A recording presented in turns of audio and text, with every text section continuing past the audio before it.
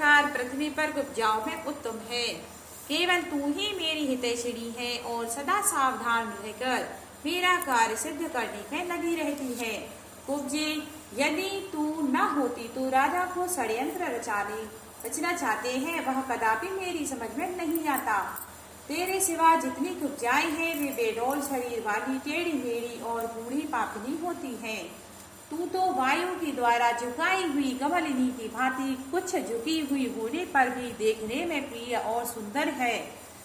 तेरा वक्षस्थल कुब्जता के दोष से व्याप्त है, अतएव कंधों तक ऊंचा दिखाई देता है। वक्षस्थल से नीचे सुंदर नाभि से युक्त जो उदर है वह मानो वक्षस्थल की ऊंचाई देखकर लज्जित सा हो गया है, इसीलिए शांत कृश प्रतीत होता है। तेरा जघन विस्तृत है और दोनों स्तन सुंदर एवं स्थूल है। मंथरे, तेरा मुख निर्मल चंद्रबात के समान अद्भुत शोभा पा रहा है।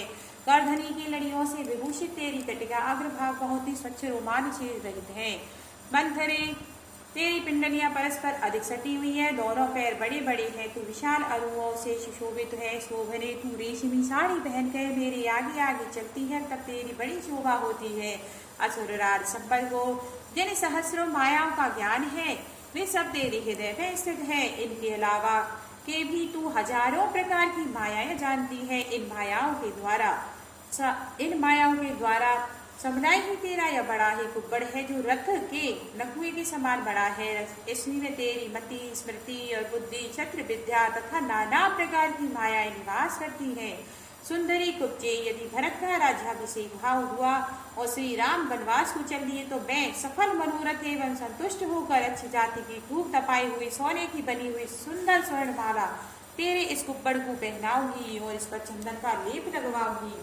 कुब्जे, तेरे मुख ललाट पर सुंदर और विचित्र सोने का टीका लगवा दूंगी और बहुत से सुंदर आभूषण एवं दो उत्तम वस्त्र, लहंगा और दुपट्टा धारण करके देवांगनाओं के समान विचरण करेगी। चंद्रमा से मोड़ लगाने वाली अपने मनोरम द्वारा तू ऐसी सुंदर लगेगी कि तेरे मुख की कहीं समता नहीं हो रह जाएगी, तथा शत्रुओं के बीच में अपने सौभाग्य पर प्रकट करती हुई तू सर्वश्रेष्ठ स्थान प्राप्त कर लेगी।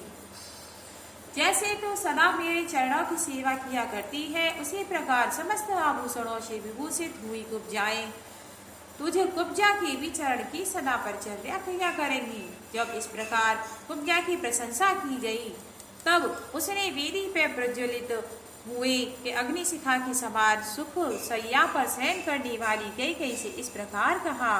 कल्याणी, नदी का पानी निकल जाने पर उसके लिए बांध नहीं बांधा जाता। यदि राम का अभिषेक हो गया तो तुम्हारा वर मांगना व्यर्थ होगा, अतः बातों में समय न बिताओ, जल्दी उठो और अपना कल्याण करो। कोप भवन में जाकर